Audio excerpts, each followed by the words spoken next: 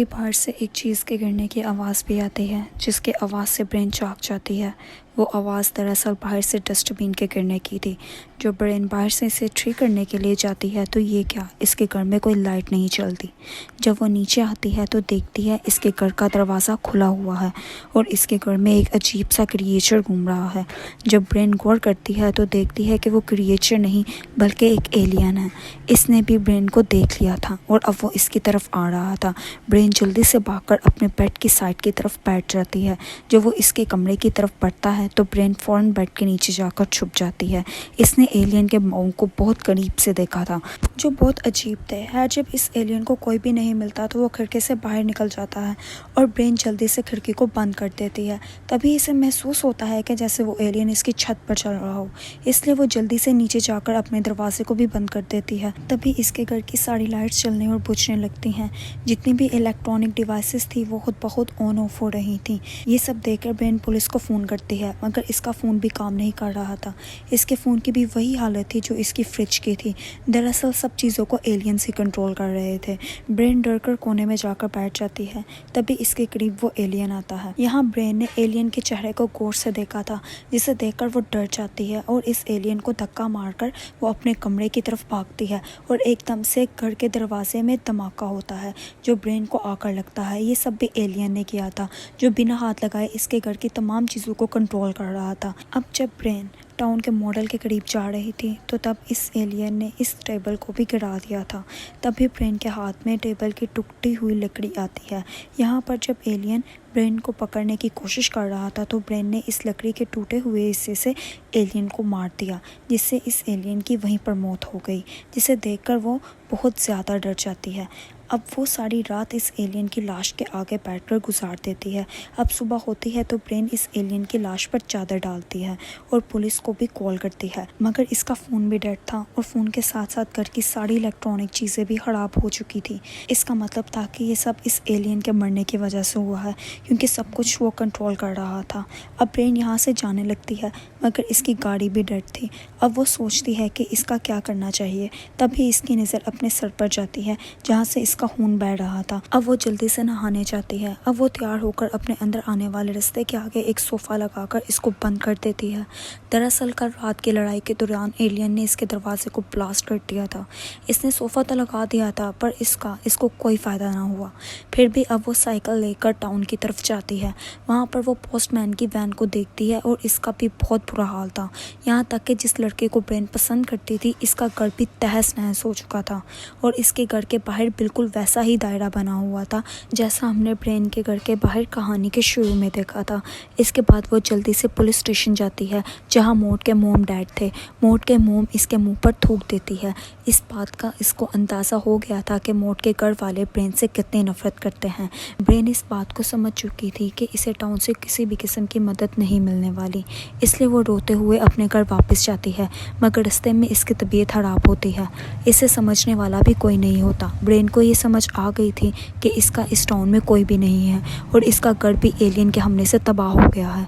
इसलिए जब वो अपने सामने से गुजरती हुई बस को देखती है तो इसने यहाँ से जाने का फ़ैसला कर लिया था कि इसी टाउन को छोड़ देगी, हमेशा हमेशा के लिए चली जाएगी। तभी हम देख पाते हैं कि टाउन के सभी लोगों के घर के बाहर वही गोल दायरा बना हुआ था जो हमने ब्रेन के घर के बाहर कहानी के शुरू में देखा था। मतलब यहाँ भी एलियंस का हमला होने वाला था। वो दायरा एलियंस ने खुद बनाया था। तभी बस में बैठी ब्रेन पर पोस्टमैन हमला कर देता है। दरअसल वो एलियन के कंट्रोल में था। इसके गले में कोई ऐसी चीज़ थी जिससे एलियन का इंसान पर कब्जा हो चुका था। एलियन नहीं चाहते थे कि कोई भी इंसान इस टाउन को छोड़कर चला जाए, इसलिए पोस्टमैन भी ब्रेन को रोक रहा था। इसी बस में और भी बहुत लोग थे जो एलियन के कंट्रोल में थे।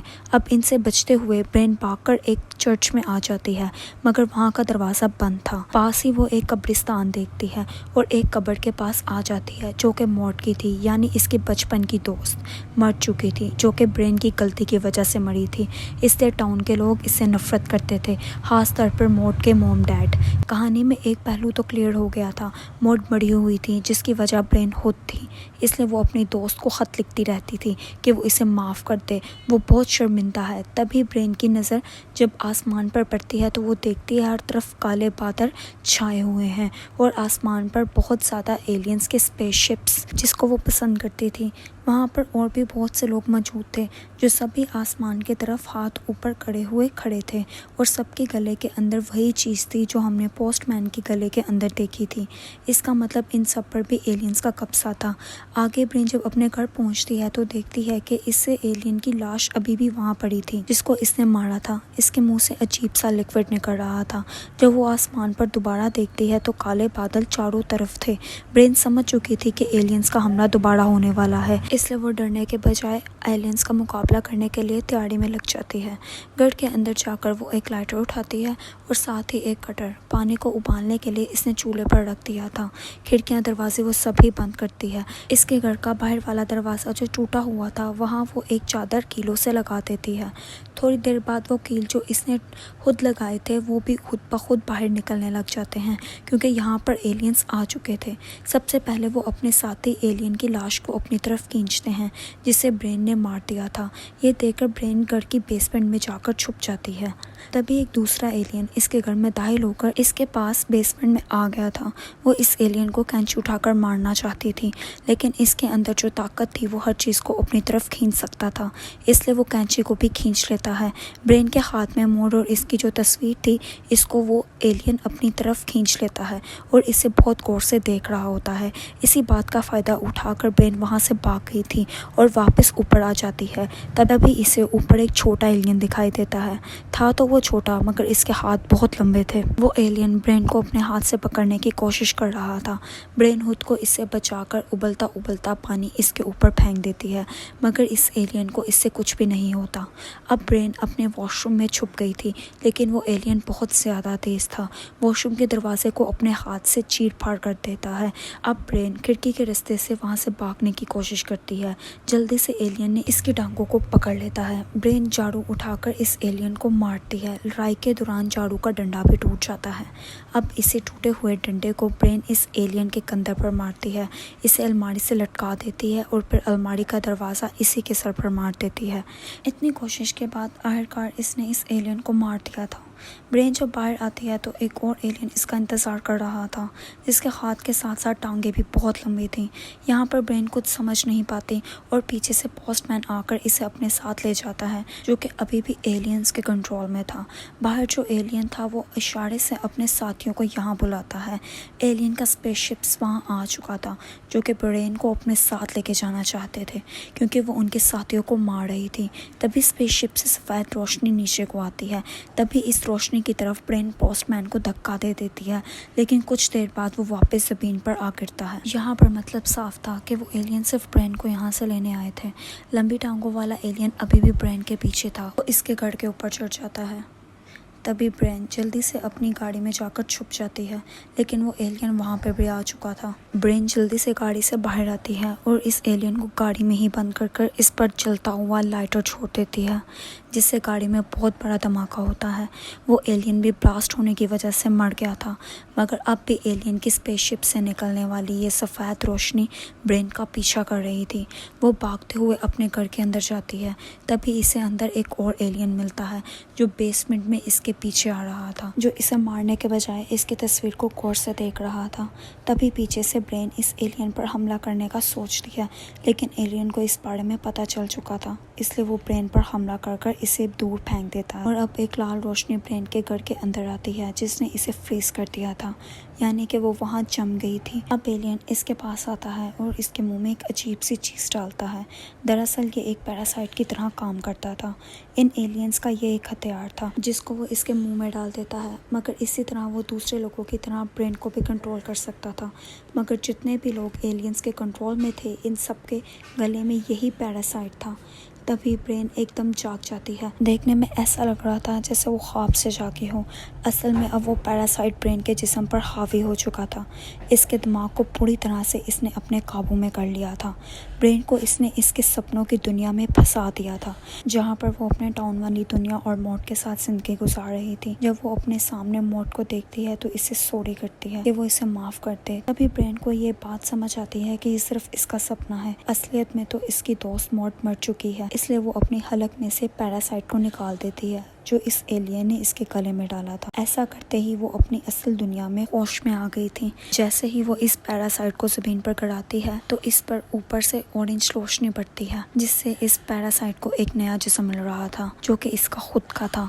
आसमान पर एलियंस की बहुत ज्यादा स्पेसशिप्स थी, हर कोई अपना काम कर रहा था। यहाँ पर हमें स्पेसशिप से निकलने वाली रोशनियों के बारे में पता चलता है। सफेद रोशनी जो इंसान को ऊपर खींच लेती है, लाल रोशनी जो इंसान को फ्रीज कर देती है, जबकि ऑरेंज रोशनी एक नया जिस्म बनाने के लिए थी। अब जो इस पैरासाइट से ब्रेन एलियन बनी थी वो असल ब्रेन पर चाकू से हमला कर देती है, जिससे वो गिर जाती है। और तभी सफेद रोशनी इसे ऊपर स्पेसशिप्स में ले गई जहाँ ढेर सारे एलियंस थे। वो इसके दिमाग पर उंगली रखकर इसकी यादों को जानना चाहते थे। इसलिए हमें भी यहाँ पर पता चलता है कि इसके साथ इसकी पूरी जिंदगी में क्या हुआ था, सारा टाउन इससे नफरत क्यों करता था और इसके दोस्त आखिर मरी कैसे थे। असल में हुआ कुछ यूँ था कि बचपन में ब्रेन और मौत का झगड़ा हो गया था। मौत ब्रेन को धक्का देती है, जिसके बदले में ब्रेन ने एक पत्थर उठाकर मौत को मार दिया और इसकी मौत उसी वक्त हो गई। बड़ी ब्रेन अपने ख्यालों में छोटी ब्रेन को खत लिखने से बार बार मना करती थी ताकि वो अपनी जिंदगी में आगे बढ़ पाए और इसे पुरानी यादें याद ना आए। सब कुछ देखकर एलियंस के फैसला करते हैं कि ब्रेन को इसकी दुनिया में वापस भेज देंगे। तभी वो दोबारा इसको नीचे फेंक देते हैं। वो वापस आकर अच्छा महसूस कर रही थी।